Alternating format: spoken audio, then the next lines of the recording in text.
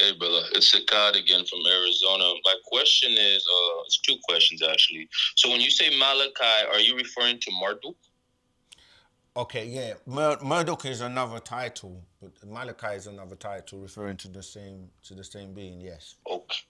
Okay, so and what's the difference between the melanated Egyptians that worshipped Marduk or Amun Ra, as his name was back in ancient Egypt times, and the melanated Israelites who left? Thank you. Okay. Right. So the being that is being referred to as Murdoch, Murdoch is a Sumerian rendition of the same person known as Malachi in the book of Revelations. But Amun Ra, when you're dealing with Amun Ra, it's also another title, which when Dr. Malachi is because you're dealing with different incarnations over different periods of time of the same being, and teaching different schools, and within those schools having different students that belong to that school. So the order of Ra, or even with Ra, you have Re or Ra as in Ra, and it became Re and Roy, different languages for the same being, which is one of the highest beings in ancient Tamaray. This is where we're saying that you have to be able to divide the Anunnaki with the Tamarayans or the Natharu, and the different cultures did cross over because some of them mixed in.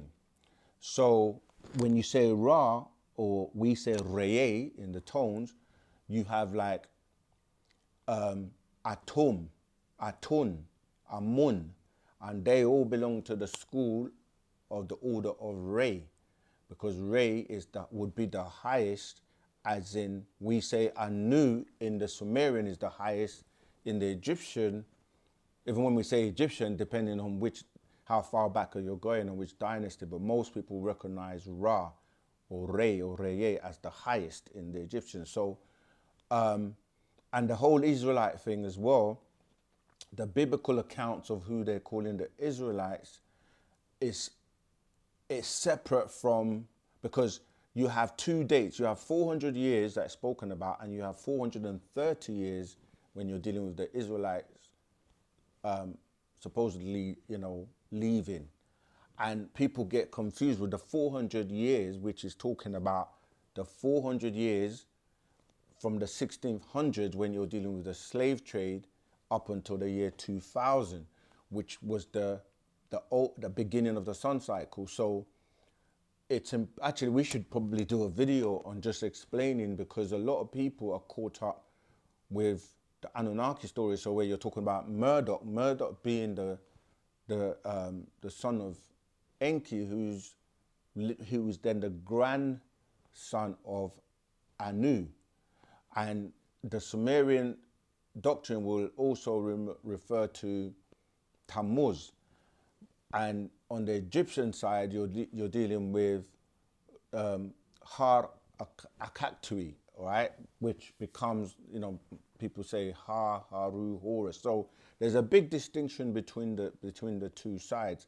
But Murdoch was the one that was chosen by Anu, because you had two sides, which was Enlil and Enki, and he was like, one's too agreeable, one's too disagreeable. So he's going to choose one that has both natures, and he would be responsible for coming here to like deal with all the offsprings and all the people on the planet who will have both agreeable and disagreeable nature, when we were being taught the Sumerian doctrine.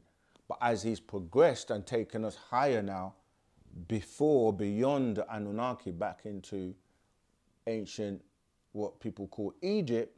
But with the Egyptians, you go to the dynasties, and we go pre-dynastic and go back to what people refer to as Napata or Meroe, which is dealing with the Ptahites, which Ptah in ancient Egypt, this is what I'm saying, that even with Egypt, you have to go pre-dynastic to these Ptahites or Ptah. And that's where we then link to the Parnatharu.